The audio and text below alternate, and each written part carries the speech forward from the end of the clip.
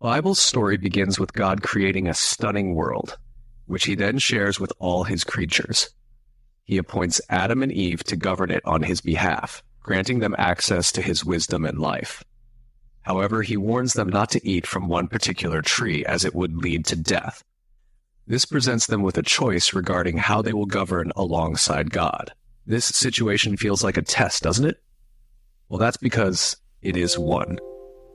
But is it cruel of God to test them? Not necessarily. Not all tests are harmful. Imagine a king selecting you for a royal duty because he wants to see if you're trustworthy. This would be considered a test, but more importantly, it's an opportunity to achieve something significant and noble. Now let's say there's a rebel who despises both the king and you, and he tries to persuade you that disobeying the king would be better for you. In this case, the rebel is setting a trap. So a test can either be an opportunity or a snare, depending on whether the tester has your best interests at heart. Both types of tests appear in the early chapters of the Bible. God instructs them to eat from the tree of life, but not from the forbidden tree. This is God's test of their loyalty. He desires to govern the world alongside humans as his partners, which means they must trust his wisdom over their own. Then a rebel comes along and tempts them to eat from the other tree. The rebel seizes this moment and distorts it, leading humans into exile and ultimately to death, turning the test into a trap. However, after humanity fails, God promises that one day a human will come who will pass the test and defeat the serpent.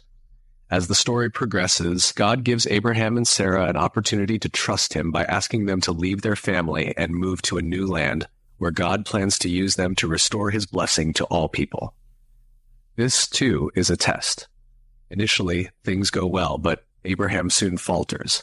He lies to protect himself, and then he and Sarah try to secure a son in their own way by mistreating one of their servants, which clearly shows they failed the test. Yet God does not give up on Abraham. He gives him one final chance, a test to demonstrate his loyalty. God asks Abraham to ascend a hill and offer his son as a sacrifice. This is an incredibly intense test. Abraham proceeds with it, but at the last moment, God intervenes and provides a substitute animal in place of his son. God then assures Abraham that he will fulfill his promise through his family because he passed this test. Even though Abraham passed this test, he still didn't prove to be a completely trustworthy partner. We're still awaiting someone who can pass the ultimate test. As Abraham's family grows into a nation, God continues to test them. For instance, during the Israelites' 40 years of wandering in the wilderness, they are repeatedly given opportunities to trust God for water or daily bread. Instead, they complain and accuse God of trapping them in the desert to die. The rest of Israel's story in the Hebrew Scriptures follows a similar pattern. The Israelites struggle to trust in God and his promises. They fail to remain loyal, and eventually, the entire nation falls short.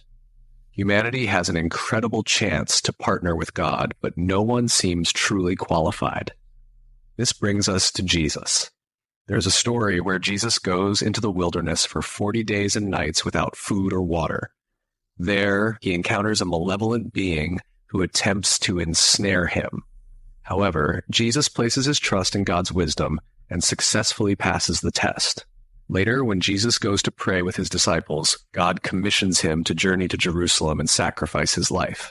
So, he proceeds. On the night of his arrest, Jesus took his disciples to a garden and urged them to pray, stating that this night would be great test.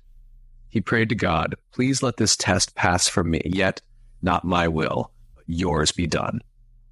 In this garden, Jesus demonstrates what it means to pass the test.